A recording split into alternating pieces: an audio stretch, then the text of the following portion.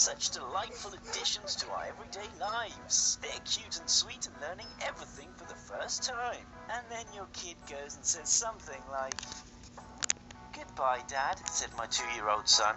"No, we say good night." "I know, but this time it's goodbye." "Daddy, can you cut off someone's tongue without killing them?" A mother asked her daughter what she was thinking about, and she replied, "I'm imagining the waves of blood rushing over me." I caught my daughter saying, "Die, die, die, die." So I ask, "What's that you're saying?" And she turns to face me and just whispers, "Die." "So I shouldn't throw him in the fire," said my 3-year-old daughter while holding her baby brother for the first time. "Daddy, remember that time we died?"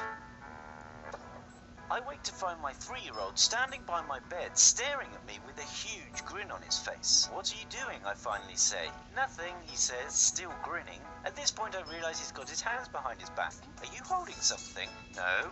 I look anyway. He's hiding the largest carving knife behind his back. We got my little sister a puppy for Christmas. When she woke up and saw the dog, she said, "My baby, it's not time for you yet," and tried to pick up the dog and shove it in her mouth. We had just moved into a new house and 2 kids showed up at the door. When I asked if I could help them, one of them said, "Our mum wants us to tell you the old people who used to live here are buried at the end of the road." They ran off and I've never seen those kids again to this day. As I was driving down the road, my kid was about to nod off. Right before the lights changed, he said, "Last time I died in a fire." "Mum, I promise I won't ever chew on your bones. I promise." My 4-year-old son asked my pregnant sister if there was a baby in her belly. She said yes. With a completely straight face, he slid from his chair and headed for the kitchen, saying, "We need to get it out. I'll go get the knife."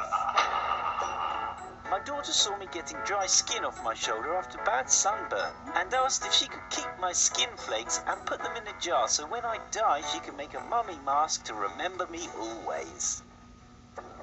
My 3-year-old daughter stood next to her new baby brother and looked at him for a while, then turned to me and said, "Daddy, it's a monster. We should bury it."